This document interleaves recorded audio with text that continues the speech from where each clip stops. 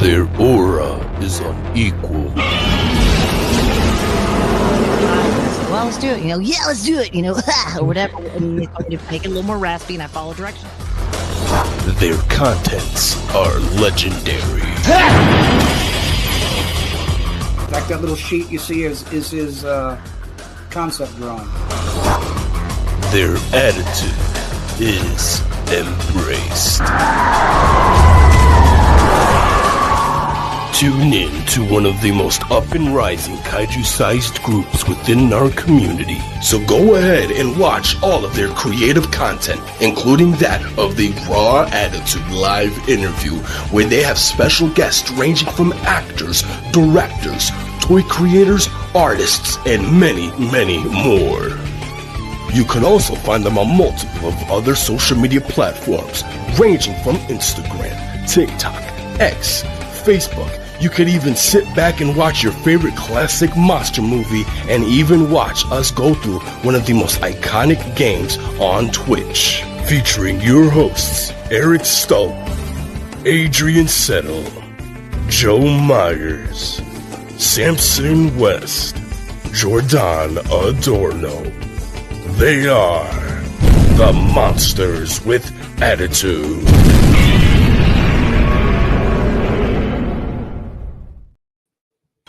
What's going on, listeners with Attitude? As always, I am your host with the most, the one that is married to these crazy kaiju, Mr. Joe Mama. Joined with me, finally, after ditching me last time, the bearded kaiju himself, Mr. Eric Stolp. It's like stop, but with an L. How are you, buddy? I'm doing good, and I didn't ditch you. I was in the back helping you control the show, so I was still there in spirit.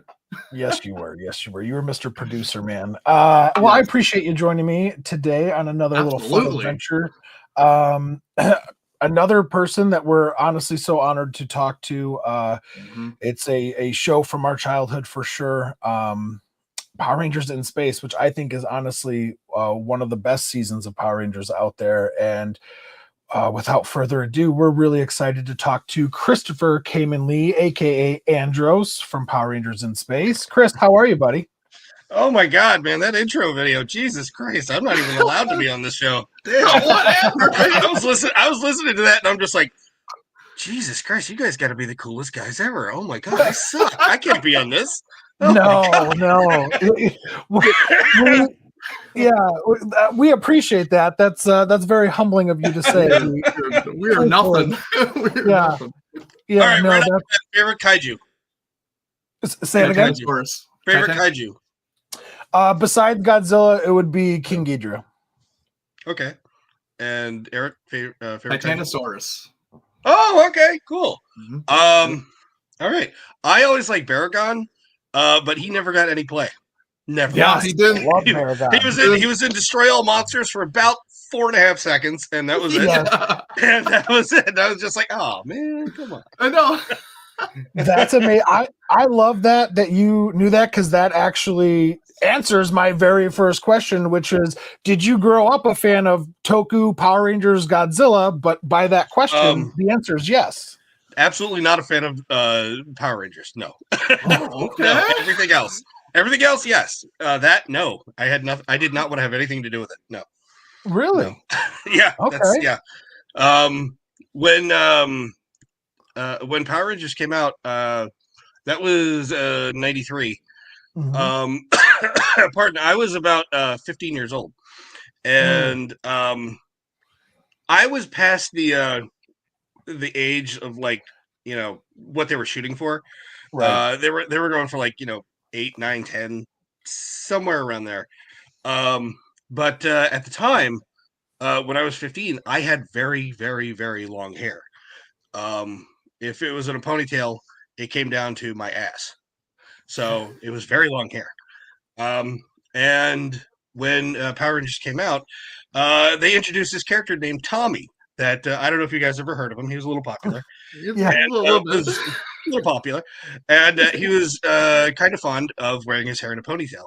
So because back then, if you were active, which we all were, if you did anything, if you played any sport or just stepped outside and you had long hair, you had it in a ponytail.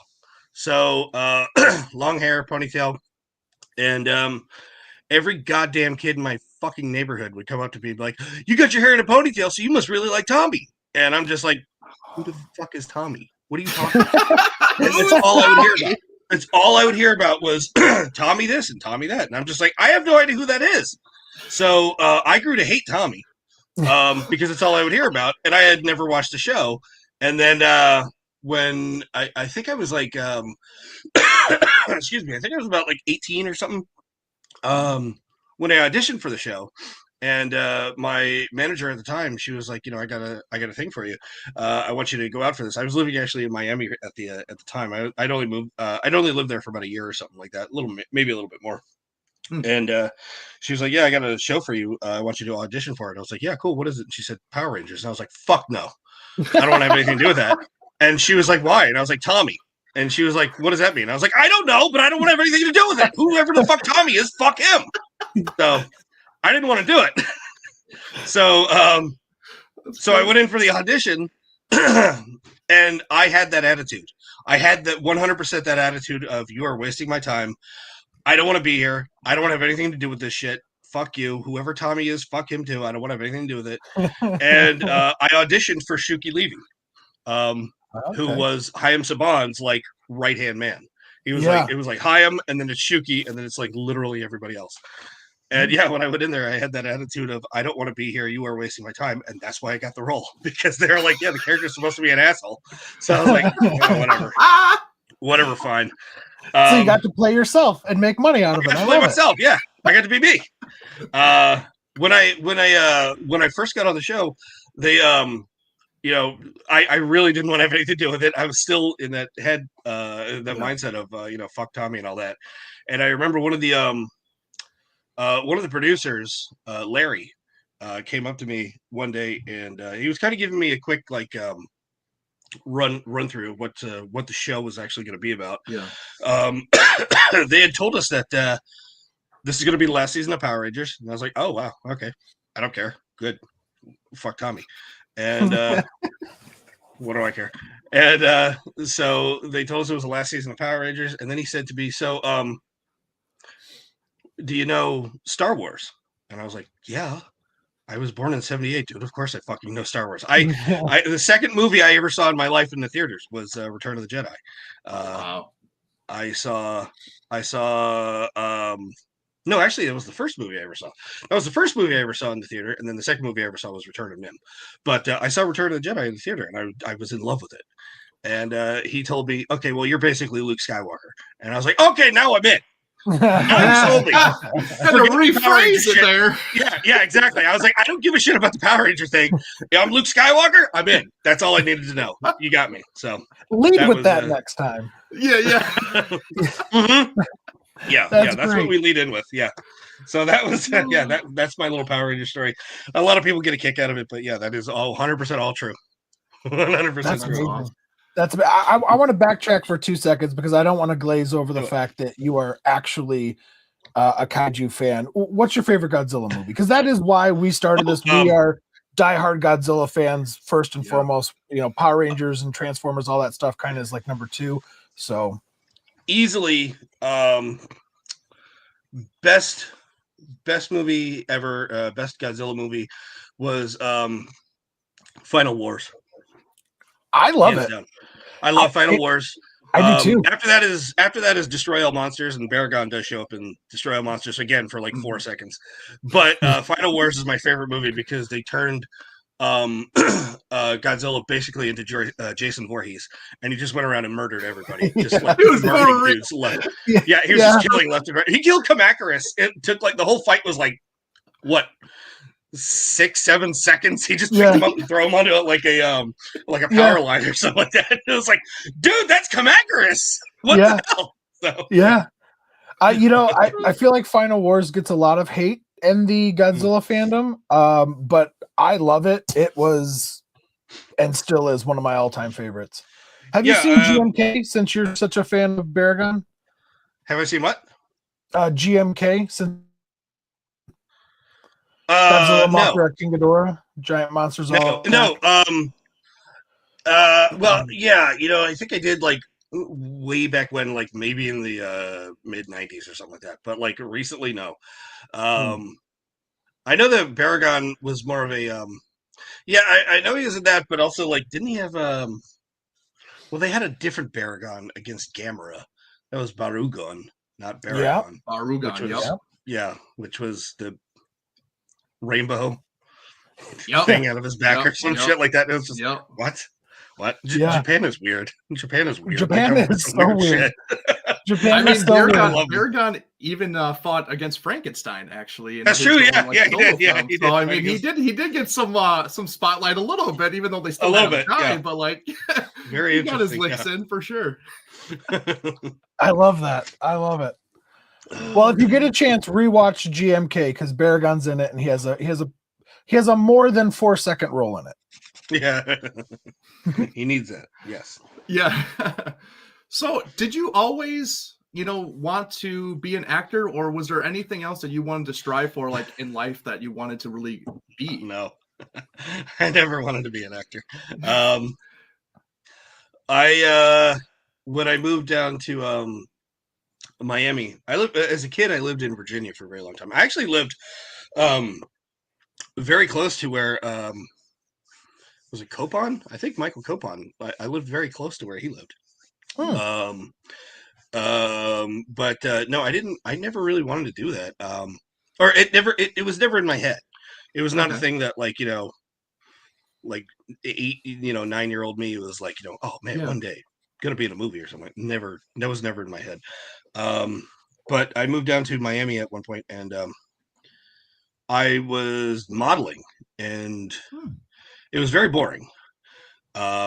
If there's people that love doing it, great, more power to you. But for me, it was just there's nothing to it. I just stand here, you take a picture of me, that's it. Okay, whatever. So I remember one day, I think my mom had just said to me like something like, well, why don't you try this audition for a like a commercial or something like that. I was like, okay, what the hell? Yeah, let's do it. Let's go for it. And that's all there was to it. Yeah, there was really nothing else to it. I did that. Enjoyed auditioning for it,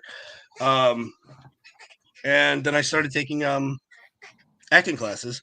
And actually, when I auditioned for Power Rangers, the place where they had the auditions was actually at my acting school. The place that I would go to. So so like so I do them. I do everybody there really well, and then they brought in Shuki, and as I said, that's how it all went down. It's kind of funny to me how many Ranger actors got the role. Well, also specifically the Red Ranger actors got the roles based on somebody else being like, "Hey, go do this," or like Austin St. John got it off a bet. His buddy bet him that he wouldn't go audition, and he does, and becomes the first, Red Ranger. And your mom's just like, "Hey, go do this," and you're like, "Okay." Like, it's kind of funny to me how almost past you. I don't want to say past you guys by in like a bad way, but like how it almost didn't happen with you guys as the Rangers. Yeah, another Red Ranger who just like fate finally smiled upon was Brennan Mejia. He's a very good friend of mine, and he auditioned for, I think he had auditioned for Power Rangers like 3 years in a row. And the first 2 seasons he auditioned for Red, and they didn't have anything to do with him. They were just like, no, we have somebody else in mind. And then when he got to the 3rd one, he told me, he was like, I was in the exact same place that you were at, pretty much. I was like, fuck him, I don't want to even go in. I don't care. You're wasting my time. He didn't even audition for Red on the 3rd one. I think he auditioned for like Blue or Black. And really? He just had that attitude at that point where he was like, screw it, I'm not going to get it anyway, so fuck you guys, whatever. And then they were like, no, we want you. And I was like, that's what they did to me. And he was like, yeah. You guys have literally cracked the code on how to be a Red Ranger. Just don't give a fuck. Yes, anybody that ever sees this, the code to being a Power Ranger is don't want it. The less you want it, the more you'll want it. Don't want it and fuck Tommy. Those are the 2 things. Whoever that guy is, I don't know. Yeah.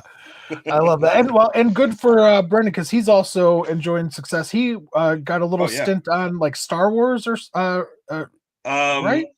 Well, he's been Does he all have- over the place. He's Yeah. done a ton of stuff. Yeah, he has. Good for he's him. all over the That's place. awesome. Yes, if anybody deserves it, it's Brennan. Probably one of the nicest guys that you'll ever meet. He's just an absolute sweetheart. So yeah, there's plenty of people that you can sit here and well, I could tell you some stuff about him, but blah, blah, blah. No, with him, it's like no, there's nothing but good.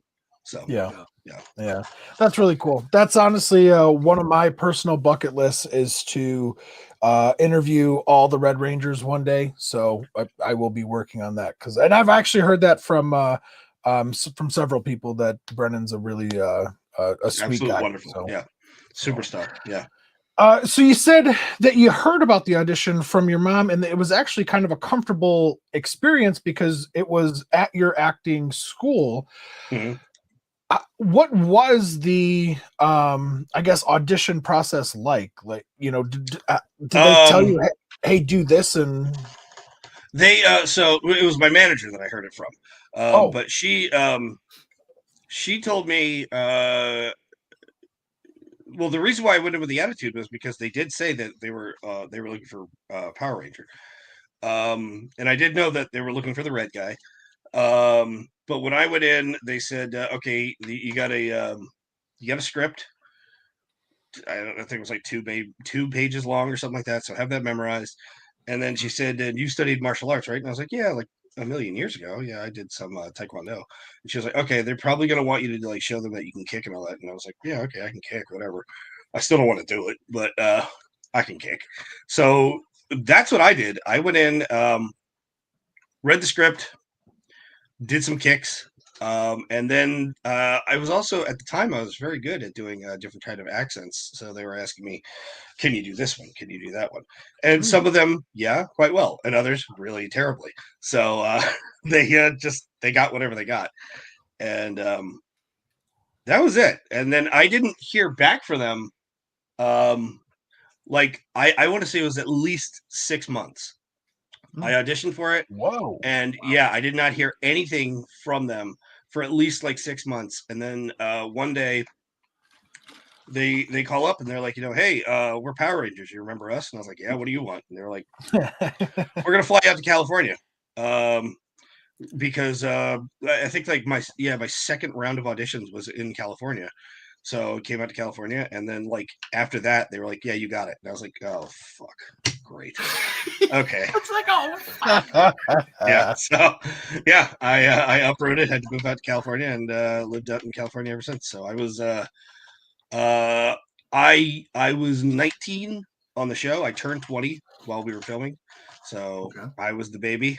I think after me, Roger is the next youngest, and yeah, that was it. I moved. It was like the Beverly Hillbillies. Moved California way. Quick side note, Eric. I know you want to ask a question. Are you safe from the fires that just happened in California? Very much. Yeah, okay. We're we live in we live in Orange County in like the Anaheim area, so we're well south of it. Okay, good to hear that. So you talked about, you got the role. And so tell us, when they told you, okay, we want you to be the Red Ranger, the leader of the Power Rangers, the face kind of the show, like knowing that, like, did that bring any more pressure to you to knowing like, hey, I'm going to be the lead on this show? I'll tell you what brought the pressure on was the fact that when they hired me, I didn't audition with any of the other cast, and they didn't have Nemo around yet. He didn't show up until about halfway through while we were filming.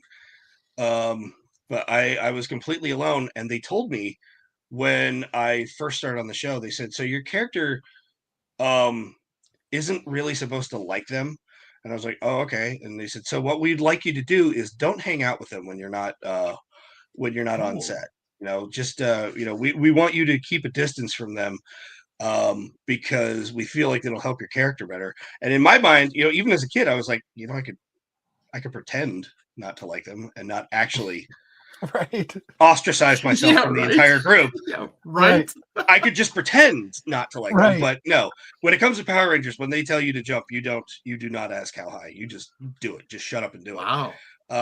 So, and it's kind of funny too because it wasn't until like I don't know, maybe like God, I want to say like 5-6 years ago that Roger and I were hanging out, and he was like, "Dude, we all thought you were the biggest asshole because you didn't want to have anything to do with us." And I was like, "Bro, it was not on me.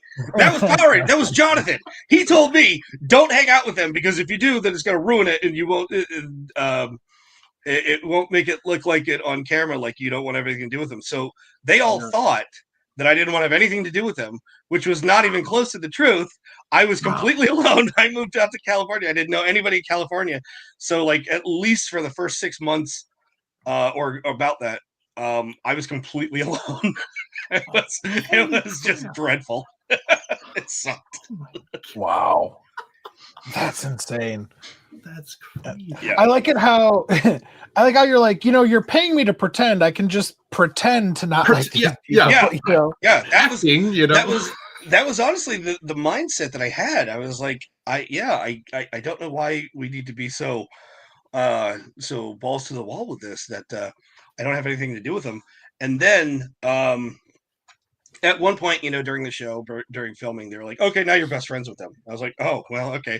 I've only had nothing to do with them for at least 5 or 6 months or something like that. But okay, yeah, now we'll act like I know them, for 20 years now or something. Sure, whatever." And then they brought in Nemo, and when they brought him in, I hated him. I didn't want to have anything to do with him. I was just like, "Oh, fuck this guy," because I was young. I was very young, and in my mind, I was like, "Oh, this guy." He's gonna steal my thunder. He's gonna be the new big man on campus. I didn't know how Power Rangers worked as far as like the sixth guy works. So as far as I thought, I was under the impression that he's gonna be in every episode and the focus is just gonna be on him. So for the first episode that he was on, I believe he was on like 17 episodes altogether. But for the first episode that he was there, I didn't want to have anything to do with him. Like whenever we stopped filming, I was just like, fine, fuck it. And I'm walking away. He could have been mid-sentence. And I'm just like, nope, I don't want to hear it. And I was such a douchebag to him. And then I realized that, wait a minute. You know what?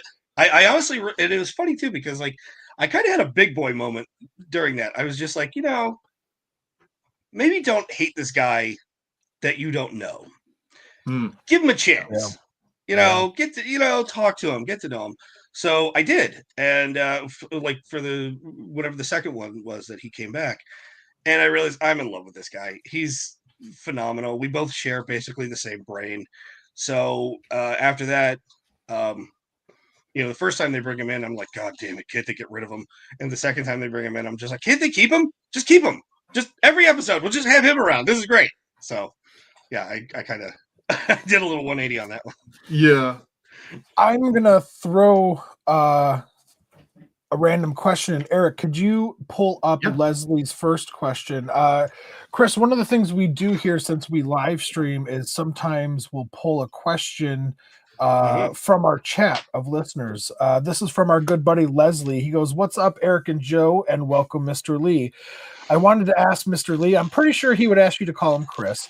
But he wants to know, was there any backstage friction between you and Selwyn Ward, since basically you replaced him as the leader of the Rangers?" And I thought that was a opportune question, considering you said that you and Justin had a little friction.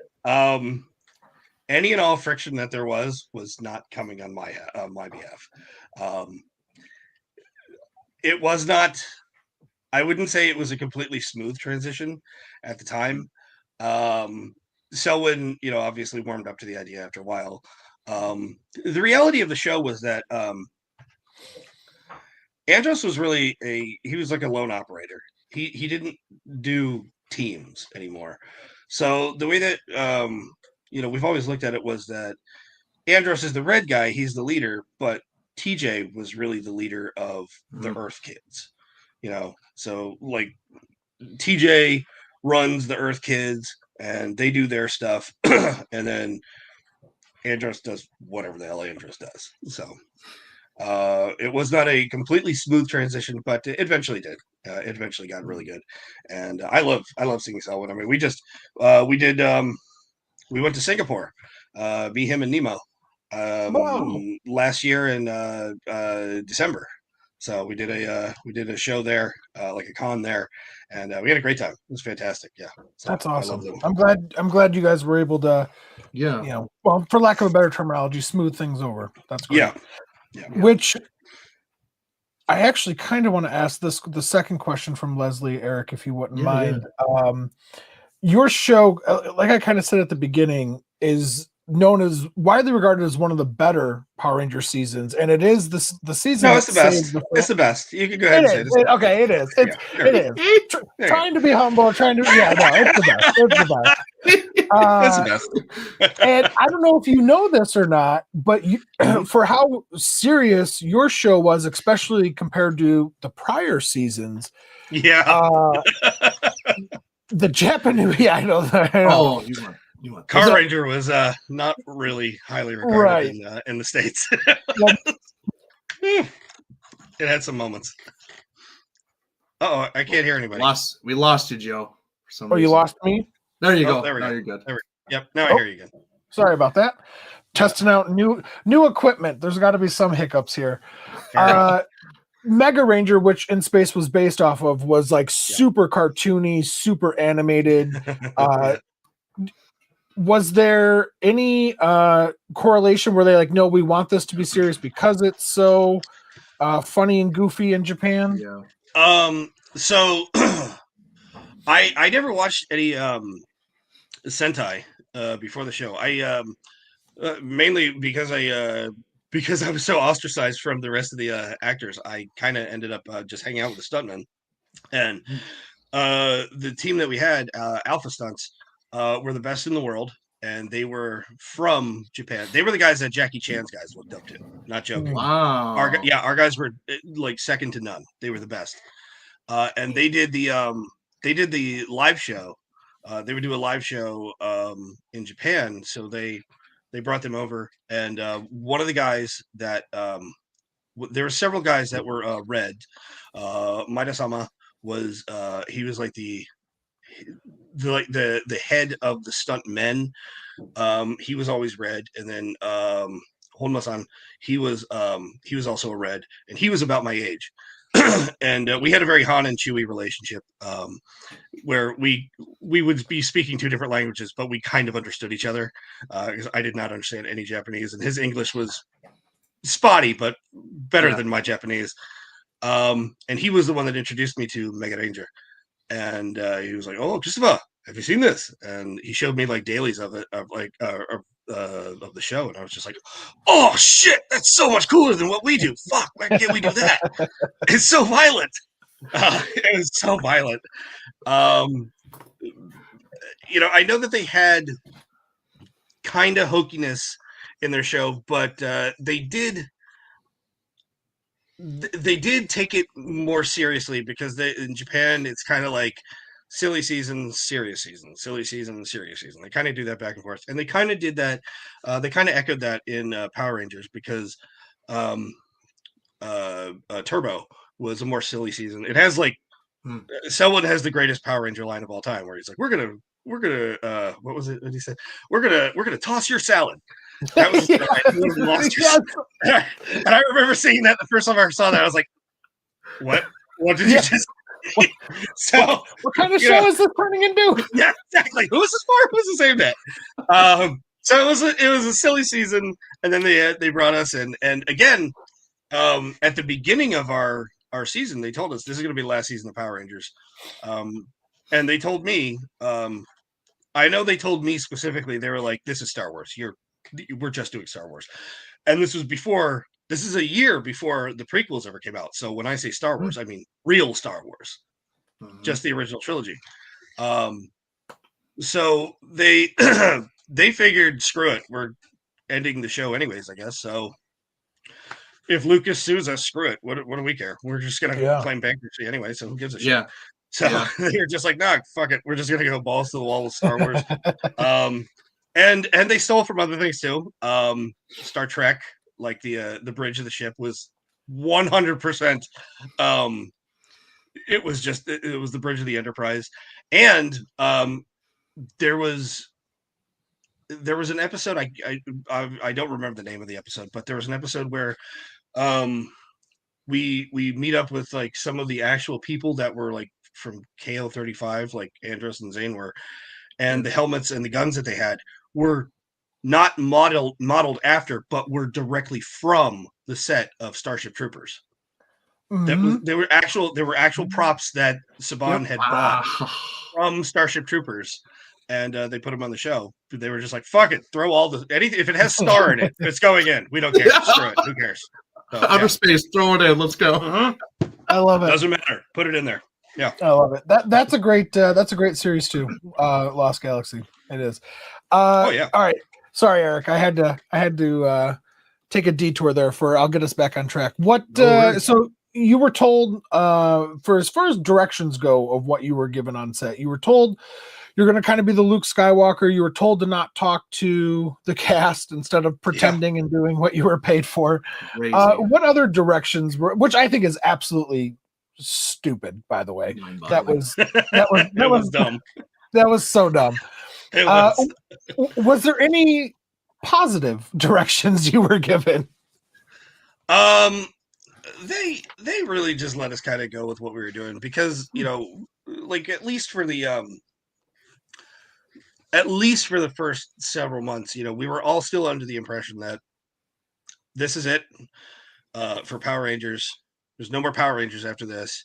It was supposed to be, this is it. We're ending the series, whatever. So you guys do you. That was kind of the point where they were also like, the other four kids, TJ and Carlos and Cassie and Ashley, they were still in high school. And at one point they were just like, fuck it. They're not in high school anymore. Just put them on the street. For real, dude.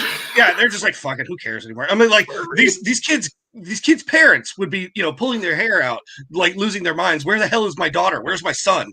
They have no idea. And they're just like, on the show, they're just like, fuck it. Who cares anymore? They're just space kids now. So no, it was very fly by the seat of your pants. I love it. That's so true because I recently actually just rewatched the season because I hadn't watched it since I was a kid. I was like 14 or something like that. And so I wanted to rewatch it because I knew this was coming up and I really wanted to get it fresh in my brain. But now that you say that, I had that same thought. I was like, why the hell are they in high school? Like they look like they're 30 for one, and then they're just gone. And then it's like, what's going on here? Like this doesn't make any sense. Yeah. Again, I was the youngest one on set, and I was already pushing. Like I turned 20 on the show, so it's like I think that high school should be done. They shouldn't. They shouldn't still be in high school. Just nix that. Get rid of it. It's so weird. So weird. So. For each episode, did they give you like a script that they told you kind of what was going to go on, or did they give you something that, hey, like this is what the whole series is going to do, or the season? Did you know everything that was going to go on, or was there a lot of like things that came up like, oh crap, like after reading it, like, oh, okay, I didn't see that coming kind of thing. For example, like Corona being your sister, Astronema. No, they told me that like right off the bat. They did actually. Oh, really? Okay. They did because they did say, Luke Skywalker. And of course, I was like, yeah, you're basically Luke. And they said, and the bad guy, the queen bad guy, she's your sister. You're like supposed to be twins. So it's Luke and Leia. And I was like, oh, okay, yeah, well, it is like Luke and Leia.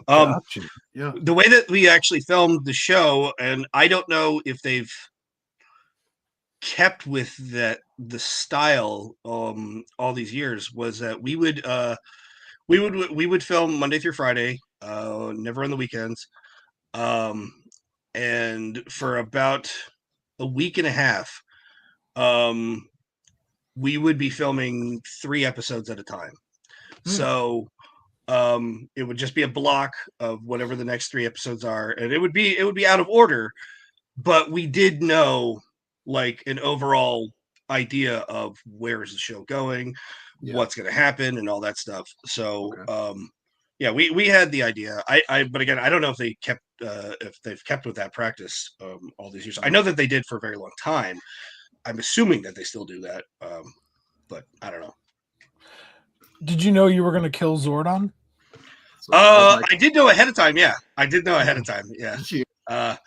And I of know course you weren't a fan, but that was a pretty monumental for the kid in me. Like I was, it took a couple years for a little while. I was like, you bastard. But then once I was older and actually realized it, I was like, oh, okay.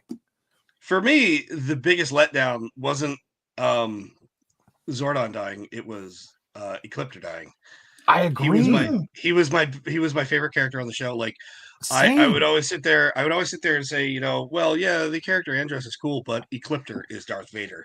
He is the big badass. And yes, I love the character and the way he died, like when the Force wave went out and so Rita and Zed get turned into good guys, and obviously Astronema, she really becomes more Corone, and even what's her name, Hillary Divatox, she becomes a good guy and all that, and then they just melt Ecliptor, and I was like, "Fuck you! He's the best character in the show. You just melted him.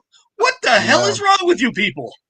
That really even in his last moment, he was protecting Corone. He was protecting his daughter, and that's that's the angle that we took for Bloodline. Bloodline in the Grid was that Andros and Corone were actually literally the children of Ecliptor, because if when you watch the show, obviously when you see his interactions with her, he is her father. It is absolutely hands down. He is her father. And then when you see his interactions with the Power Rangers, he could not care less about any of the other Power Rangers. There's only one that he ever cares about, and it's the red one, because that's Corone's brother, also his son. Yep. So when we started doing a Bloodline some years ago, that was in our head, and we went ahead and just said it in the show. We were like, no, he's actually their father. He's like literally their biological father. And when you watch it on the show with him and Andros, he saved Andros's life, I think 10 times during the series, like 10 times. And the way that we looked at it was, that is a father who wants his son to become stronger. So it would basically be Darth Vader saving Luke from his own stupidity multiple times over and over again, because it's like, no, I know you can be better. I know you can be stronger. I want you to be better than me. But you can't do that if you're dead. So I gotta kind of keep saving your ass, you dumb shit. So that's kind of what he does. Man, I agree. I absolutely love Ecliptor. He is, even after all these years, still, I would say 1A or 1B type of villains, even though he's not really a villain. Just one of my all-time favorite Power Ranger characters. I mean, I never really saw him as the bad guy. I just saw him as a very hard, stern, no nonsense father. That was it. That's the only way I ever saw the character. So, and even when we were filming the show, it honestly never crossed my mind that he was their father. The idea was never in my head. It wasn't until years later that I was doing a convention, and it was brought up as a question, have you ever considered the fact that Ecliptor was the twins' father? And I was like, oh my God. And, I had the moment, because I was doing a panel. I was doing a panel with, I think I was doing it with all of the other, the other four main Rangers on my season. I don't think that Nemo was there yet, but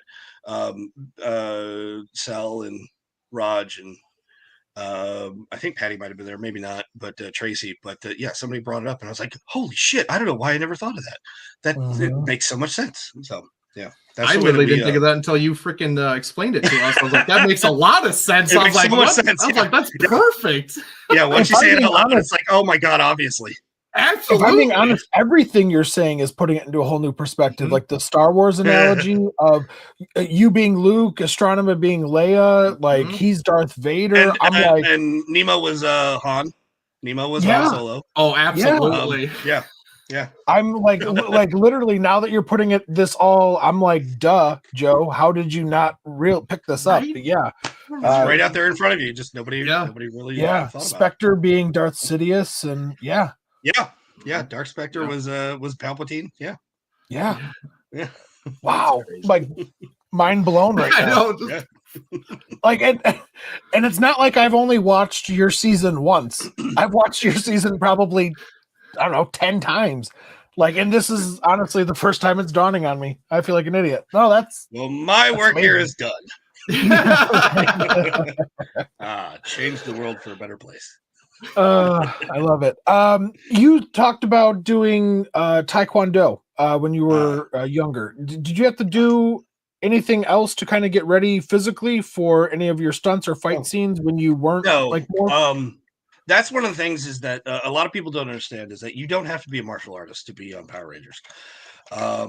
In fact, out of the 6 of us that were the Rangers on our season, I think only 3 of us actually had any kind of martial art training prior to doing the show. I did, and I know that Selwyn did. I had done Taekwondo. He had done Hapkido. I think somebody else did too, but I worked out with the stuntmen constantly. I was constantly working out with them, and it didn't really take too long before they were kind of they stopped holding back with me, and that to me was like the biggest sign of appreciation was they were like, no, we can hit him, he'll take it, it'll be fine. So I would come in to work after working out with them like the night before, and I'm just like, I can't fucking move. Don't even ask me to blink. I can't. Everything from the neck down, everything's broken. Don't. So. I love it. Do you want to pull up the question from Marcus? Yeah, absolutely. Leslie, we actually have 2 questions on the Teenage Mutant Ninja Turtle crossover episode. Don't bring up this fucking episode. God. Well, this is only question 1. We have 2 people tuning in that want to know. Wonderful. Did you ever meet Kevin Eastman since you had a crossover with the Ninja Turtles? No, never met anybody from Turtles, period. In fact, it was our stuntmen that were in the suits. It was a Saban show. The Turtle show was what was it called? The Next Mutation. It was a Saban show, and it was not doing fantastic in the ratings, and they just decided, screw it, you know what, put them on the Power Ranger show, who cares? And and I, growing up, was a huge Ninja Turtle fan and very much not a Power Ranger fan. So, you would think that, it'd be like, oh my God, that's fantastic. But when I saw the suits, they told us ahead of time, they're like, yeah, you're going to have an episode with the Ninja Turtles. And I think that like the 5 of us were like, huh? Why? What are you talking about? But in my mind, I'm thinking, before we saw them, before they told us anything else, they just said, you're going to have the Ninja Turtles on the show. In my mind, I'm thinking it's the turtle suits from the 1990 movie. And I was like, oh my God, that's going to be fucking awesome. Those suits were the best. They were fantastic. And then they bring in the ones from the Next Mutation. I was like, oh, no, that's not what they look like at all. No. I will say that as far as in space goes, the very best episodes that we did were the ones that were serious. When we did episodes that were silly, it didn't really come off right. It was a little, it would be a bit too hokey. So the thing with the Ninja Turtles and at the very end, flying through space, and I'm like, they're in the vacuum of space. They do not have helmets on. How are they alive? They are dead. They are dead right now. What are you talking about? Riding on the gliders and all that shit. And I was just like, no, you just killed the Ninja Turtles. And who is the girl turtle? What the fuck is that? There is no girl turtle. What are you talking about? Exactly. If you're going to bring in 5 of them, you bring in the Turtles, you bring in Splinter. That's it. You don't bring in anybody else. the Turtles and Splinter. Who the fuck is Venus de Milo? That doesn't make any sense. Absolutely. And she's also blue. Leo is blue. You've already got blue. You don't need more blue. What the hell? Absolutely. Not a fan of that episode. I think it was. In case you guys aren't aware, he did not like that episode, and I hope that answered everyone's question. Well, let me. I do want to clarify though. Yeah. Again, I am a big Ninja Turtle fan, and I always have been. But I have a problem with bringing the Ninja Turtles into the Power Ranger universe because, I would say 100% hands down, the Turtles are by far the better fighters. Oh, absolutely. Easily. No They're studied in they've studied in taijutsu. They are the best fighters there are on the planet. Yep. Problem is the Power Rangers, especially on our season, have highly advanced technology to make up for that. So the problem with bringing the Turtles into the Power Ranger universe, or vice versa, either way, is that the Power Rangers they immediately render the Ninja Turtles moot. There's no reason to have them because any problem that the Turtles have, the Power Rangers already can handle it easily. Like on our season alone, we had 4 mega suits, like four of the robots, the Zords. We had 4 Zords. Yeah, we had 4 Zords, and the thing is that like with the when you look at the Ninja Turtles, their biggest threat is the Technodrome. To these Megazords, to the Zords, it's a fucking soccer ball. They would just kick that shit around and just like squish it, you know. So it's like this is not a threat. So any threat that the Ninja Turtles have, the Power Rangers immediately render it moot because of their highly advanced technology. So like to me, it was always like, yeah, but the problem is that you're making it so that we don't need the Ninja Turtles.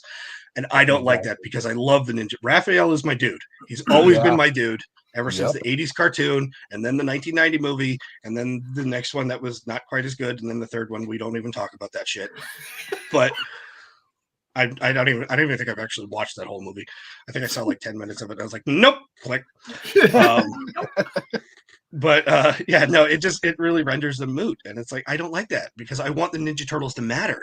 They've got to matter. They're the good guys, you know, they got hearts of gold and, you know, everybody's a different person and they've all got, you know, their own personalities and all this shit. And they're really great. But if you've got a Megazord and it's like 700 feet tall, Shredder is not a problem anymore. Just step on it. Exactly. Yeah, when you have something that could literally just punch a hole through the Technodrome, it's not it's not a threat anymore. It's not a problem anymore. Yeah. So that was always my problem with that episode was that I don't like making the Ninja Turtles not matter because I grew up with them. Those were my heroes. So absolutely. What are you gonna do? Yeah. So with 2 of your co-stars, Tracy and Melody, you had very strong storylines with both those characters. Yeah. Obviously, one being your sister and the other one kind of being your love interest. Like, how was that chemistry with doing the scenes with them? Like, how did that work out? Did you guys have good chemistry? Was it kind of tough to kind of get in that moment? Like, kind of explain that to us a little bit. Tracy was phenomenal. Absolutely wonderful. I love working with Tracy whenever we can. I love seeing Tracy. She's fantastically wonderful in all ways. I had almost no interaction with Melody, period. Really? On the show. Yeah. We never saw her because she when you watch the show, like almost every episode, she's in the scene with one of the stuntmen in the suit. So when we so like when we did that episode where the last one where we ripped off Independence Day, Countdown to Destruction, it was totally Independence Day. It was completely Independence Day. But when we did that scene and I'm carrying her out because she's like dead, and then we had that stupid ass Pokemon moment where the tear brings her back. Oh god, I was so pissed with that. But that was so fucking stupid. Come on. But when I'm carrying her out, that was like maybe the second or third time that I'd ever seen her. So because we did that episode where she was like a good guy for like most of the episode, and then at the end they turned her into a Borg again. Yeah. Star Trek, you know, she was Trek, a yeah. Borg. Mm-hmm. You know, we had that episode with her, but prior to that, we did not really have any interaction with her. Nemo had more interaction with her because of the date one and all that. Yeah. Yeah. But you know, we really did not see Melody. So she was an absolute trooper because I mean everything that she did.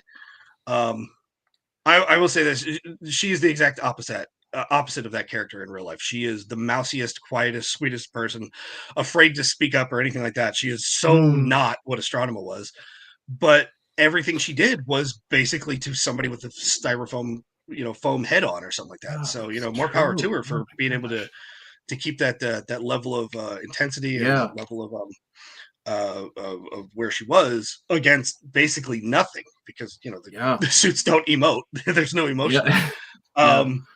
So yeah, with Melody, we really had like little to no contact with her. And then as far as like the thing with Andros and Ashley, I honestly felt like it wasn't really the smartest move to put him in a relationship with anyone. Yeah. They'd already like kind of like the season before, they'd already kind of hinted that Ashley and Carlos are kind of a thing. It's one of those, you know, are they, aren't they? I don't know. And then Andros shows up and it's like, oh my God, you're human, you know, all that stupid shit. That was dumb. That was really dumb. You're human. In fact, I love that they even had Patty make fun of her. You're human. And I was like, yeah. Retarded. Come on. But to me, it was like it was a relationship that they didn't need to do because the character Andros is, I'm not going to say the only one, but I would definitely say the first Power Ranger character that was 100% a poster child for PTSD. Hands down. He would be pretty much the last person to get into a relationship with anyone because when you look at like the story, like prior to the first episode where he comes out and he gives them all the things and they all turn into Rangers and all that shit. Yeah. When you look at that, everybody that he knows is pretty much dead. His whole planet, he has no idea where they are. So to him, presumed dead. His sister, presumed dead. He has no idea where she is. No idea. And his best friend, who he keeps in the meat locker in the back of the ship, is he's in a coma, basically presumed dead because he's basically like in a vegetative state, which is not too far from Nemo to begin with. But that's I like to fuck with him when I can. But he's so of all the characters, it's like he would be the last one to sign up for a relationship because it's like, I'm gonna get to know you, I'm gonna date you, and then you're gonna be dead. So why would he do that? He wouldn't do that. So that to me was kind of that was an interesting choice. I don't know why they did that. I guess they felt like, you know, well, you got to have a couple. So I was like, okay, I guess. Yeah. It was a silly choice, but whatever. You know, as a couple, they're cute. You know, Andros and Ashley, they're cute, but I don't think it really worked all in all for the character, just because mentally his brain left the building. He's gone. Yep. So, that actually makes a lot of sense, and you brought up something that I always thought. If and when they rebrand or relaunch Power Rangers to a little bit more of an adult audience, like they've done with like Cobra Kai or something of that nature, that they should actually tackle PTSD. And the fact that they're, 16, 17, 18-year-old kids sent to war, seeing destruction and death and whatever. It would be, to me, very interesting that maybe, Jason, Trini, and Zach didn't leave for a peace conference. They left because their minds are starting to get shattered because of all the people they didn't save, and maybe there's almost like a confrontation, or a civil war between the Rangers because, Jason and his team are like, what are we doing? They're child soldiers. They're child soldiers. And I had talked to Dave Fielding about it many, many times. And he was like, yeah, no, you guys were my child soldiers. And I was just like, what does that make you? And he was like, shut up, don't think about it. And I was like, Don't think about it. Yeah. So you've talked, and it seems like there's been a lot of Rangers did not have a necessarily positive opinion of Saban and Saban brand because of what's that? I never met him. I never met Saban. Well, just I guess like the work environment, not necessarily him specifically, but just his orders or dictates, if you will. Most notably from the original cast, Austin Twee and Walter leaving due to pay disputes, and Right. David Yost leaving because of not racial slurs. There was some homophobic slurs. Sorry, there's some shenanigans going on with him. Yeah, so. Had it cleaned up by the time your season came around, or do you think that they were still really too hard on you guys and expected? Well, again, when we first started on the series, I mean, they told us right off the bat, this is the last season of Power Rangers. There won't be anything else after this. So we're like, wow, okay. So they most of the crew had it in their head that fuck it, go big or go home. We're going to just do whatever we want to do. Mm-hmm. So, that's why we ripped off Star Wars so much and Star Trek. And again, everything was Star in it because they just didn't care. I am sure that other seasons, they had a much tighter grip on what was going on and all that. But, when they first put us on screen, that was, the reaction that they got was like immediate. Everybody was like, oh my God, it's not for kids anymore, or at least it's a little less for kids or something like that, Right. And they got a great reaction to it. So, about halfway through the show, they were like, okay, we're going to keep this thing going because you guys just made us a shitload of money. So we're going to keep it going. So we're like, oh, you're welcome, I guess. We're not seeing anything, so fuck it. Yeah, great. In Space is definitely the season that rejuvenated my love for Power Rangers. Well, at least for a few more years. But yeah, we tried. Mm-hmm.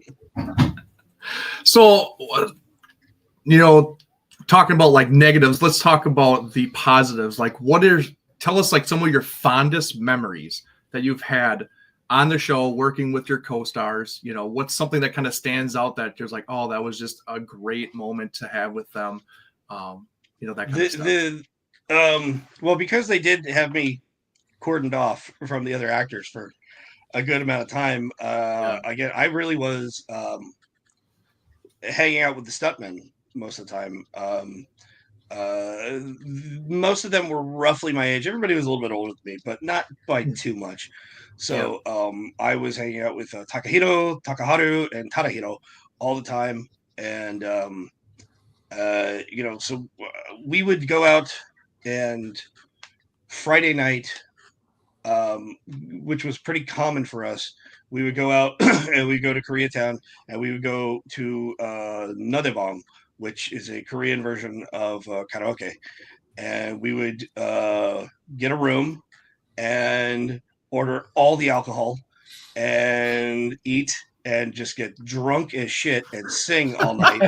and one of the things that really pissed me off was the fact that not only were all of the stuntmen, again, the greatest stunt team on the planet, there was nobody better than them, but every fucking one of them was a phenomenal singer too. And I'm just like, I can't beat you assholes in anything. Fuck you. I hate you. God damn. Every one of them was like pop idol level of singing. So it's like, man, could you guys just give me something, please? I know I'm not good at it, but Jesus, please. Could you, just please suck at something. So that's what I would do a lot. Was I was just getting drunk with the stuntmen. That's awesome. That's great. So we're creeping up here on an hour. We don't want to be rude with your time. I just have a couple more questions, one more question, and then maybe one or two more from the chat, if that's all right with you. Sure, I got plenty of time. Yeah. Do you ever have the urge to come back to Power Rangers? Well, we're doing Bloodline of the Grid, so we are doing Power Rangers. Rangers. Right. That's true. And I actually have gotten that question many times. In fact, after they did the what was it, once a Ranger thing, I remember Nemo hit me up. He called me after that, and he's like, "Hey, if they want us to come back for Once a Ranger, what are you gonna do?" And I told him flat out, I was like, "Look, the only way that I would come back, period, in any capacity, is if it's Bloodline Andros, because we all, those of us that are work on it, we all believe in progression, not regression. Move forward with your character, don't move backwards. So that's where he is." And Nemo actually asked me, he was like, well, what if they offered us like $50,000 each? And I was like, motherfucker, what are you talking about? They're not going to give us $50,000 to do shit. What are you talking about, dude? I'd be surprised if they gave us $500. What are you talking about? Shut up. That ain't going to happen. So yeah, for me, the only way I would ever come back is if it's Bloodline Andros, which I don't think they would do that. So probably not coming back, but we're still working on Bloodline. It takes a long time for us to get it done, but we're still working on it. So there will be more out there. That was a question I was going to ask, if there was going to be an episode 3. Oh yeah, 3, 4, yeah. Yes. 3. Yeah. Yeah. Honestly, it is 3. Technically, it would be 2, because the first one that we put out there was never supposed to be an episode. It was supposed to be like a 5-minute teaser trailer thing, just to like, see if is there any interest in this? Does anyone want to see this? And while we were filming it, DJ, my little brother, he's our director. He plays TK on the on Bloodline, and he, like, there was just like, okay, well, what if we add this to it? What if we add that? And two of the things that were just like thought up on the spot were, should we bring in Patrick for Psycho Red? And I was like, well, I can call him. We'll see if he wants to do it. And he was like, yeah, go ahead and call him. It was just like, it was supposed to just be like, yeah, you're just going to be here for like 10 minutes. We're just doing a thing. And, and you'll turn into the suit and, and all that. And he was like, oh yeah, okay. I'm totally down. Let's do this. And then, of course, he becomes like one of our main people. And then the other thing was that the guy who does the narration is Dave Fielding. And so I just like, I told him, I was like, maybe we should have an opening narrative. And he was like, yeah, well, who would do it? And I was like, what about fucking Zordon? And he was like, can we do that? I was like, well, I could try. I can ask him. So yeah, that's Zordon. That's Dave Fielding. I love that. Yeah, and those were both just out of the blue. They were just like, let's see what happens. So there we go. Yeah. I love that.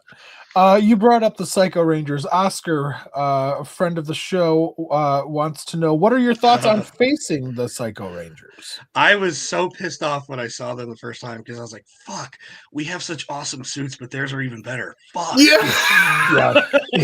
Dude. I was so annoyed with that. I was like, sick as hell. Yeah, I was like, God damn, they look really cool. Shit. Yeah. And what's funny is that Tracy, she had a whole different way of looking at it, because she thought when, especially with the episode where they brought in Red, Black, and Yellow as like Patrick was actually there, Michael was there. I can't remember the name of the actress that was the Yellow, but when they were actually there, she told me, she was like, yeah, my first thought was, are they bringing them in to replace us? So I never thought that, but she kind of thought that. And later on, when she had explained that to me, I was like, oh, wow, yeah, that would be kind of scary, but I don't think they're doing that. Well, that would be a Saban move to replace. Yes, it would. Yes, it would. Yeah. This is the newer version. Yeah, he didn't even blink when he lost the original 3 with Austin P and Walter. He's like, okay, bye. He even knew. I don't think he even knew. Probably not. Yeah. Yeah. Let's see. Dragon DJ, I believe that says, what was it like coming back for special, easy for me to say, episodes like the Forever Red and getting to team up with other Rangers? As far as the teaming up, like when they brought us in to do the episode with Galaxy, we were still on retainer, I guess, however you want to put it, with them. So I was I was hanging out on the set all the time because at the time I had a girlfriend who worked at Power Rangers. She was working in the ADR department, so I was there all the time. So I got to meet, like, I was hanging out with the Lost Galaxy actors constantly. Nice. In fact, we started inviting Slavin out to go singing with us, and that motherfucker was even a better singer than me too. So I was like, "Fuck you all! I hate you." That asshole was killing it with the Elvis songs, and I was just like, I'm gonna slap you, man. Fuck can't you. win. I can't win. Yeah, I can't win, no matter what. So I already knew them. Like, I was hanging out with them and all that shit. So, I was really close with them, especially Slavin. He's just such a wonderful, wonderful guy, heart of gold. And then when we did the Forever Red, I only knew Selwyn and Sean Johnson, who was Carter. I actually helped him get the job on Power Rangers. And I did a show after I was on Power Rangers called Safe Harbor. He was a guest actor on one of our episodes. I met him, and I was like, I was talking to my girlfriend at the time, and I was like, he should be a Power Ranger. And she's like, yeah, let's make some calls. So we actually called the casting director, Iris, and we said, we have somebody here who you need to see as a Power Ranger. He gets the role right then and there. Wow. So, it was really cool. Wow. So filming the episode, I knew Sal and I knew Sean. Slavin wasn't even there. He was never there. Everything for him was like CGI'd or whatever later. But I didn't know anybody else. I knew who Austin was. I knew who Jason was, but like the other guys, I had no idea who anybody was. And I ended up like pretty much the whole time hanging out with Jason Frank, and just me and him just kind of going off and doing our own thing and just hanging out and all that shit. And yeah, that was cool. Very cool. It was weird. It was a weird episode. Horses on the moon. I was always like, "What the fuck are you talking about? Why are the robots riding horses on the moon? What is it? How do they breathe? Are they robot horses? Because if they are, you're not saying that to us. How do they breathe?" Oh my goodness gracious! What do I know? Marcus, he did just say that episode 3 is coming. It just takes a long time. It takes a very long time because we're doing this all ourselves, So it's not like with Power Rangers, you had Saban or at one point Disney or Nickelodeon, whoever backing it, and they can. We need this done. Boom. Now we're doing this all ourselves. So it's like, it takes a while. It's worth the wait, though, I think. I hope. I really hope. Well, Chris, I just want to thank you so much for coming on. Yeah. Honestly, we got about halfway through everything. We would love to have you back and talk about your quick return on Lost Galaxy, a little bit more in depth on Forever Red, but also to talk about Bloodline. I feel like there's just so much more to chop it up with you about. I blew your minds with the whole Ecliptor is their father thing. Dude, absolutely. Exactly. Dude. Yeah. But truthfully, honestly, it's been a blast, and I thank you so much for coming on. And is there any conventions or anything that you would like to plug to I am going to be in Indianapolis next month. I think it's Indiana Comic-Con. And it's going to be me and Jason Font and Michael Copon and Blake Foster. So 3 guys that I know very well, all wonderful, wonderful guys. I did the show with Blake. I brought him in for one episode. I remember when he was like this big, and now he's like a fucking mountain. It's just, where did that come from? And he's still that kid. He's still that kid. No matter what, I see that kid. So, but yeah, we're gonna do that. So that's gonna be next month. Indiana Comic-Con. Okay. Yeah, I think I actually saw advertisement for that. I'm actually gonna try and make it maybe just for the day because I'm in Chicago, so I'm not too far from it, but it just depends on work, and the wife's pregnant, so depends on how she's feeling. But life happens. Chris, thank you again so much. We really appreciate it. Like you. I said, honestly, we would love to have you back. I feel like there's so much more that we want to talk anytime. to you about. Yeah, anytime, absolutely. And to all of you that watched, excuse me, all of you that watched live, we appreciate you guys tuning in. Make sure you check out Chris at Indiana Comic Con as well as some other awesome Rangers. And we will have him mostly on. me. Yeah, exactly. Yeah. Mostly Chris. Mostly Chris. If we're being honest, fuck those other guys. Go check out Chris. Fuck this guy. Yeah, fuck Tommy, and fuck Tommy, fuck those other guys. Fuck those guys. Yeah, I love it. Thank you all for tuning in. Chris, thank you again. Eric, thank you for riding shotgun with me. I always appreciate it. Absolutely, it was a blast. Honor, man. It was. It truly was. Until next time, everybody, take care of yourselves and each other. See ya. Bye bye. See ya.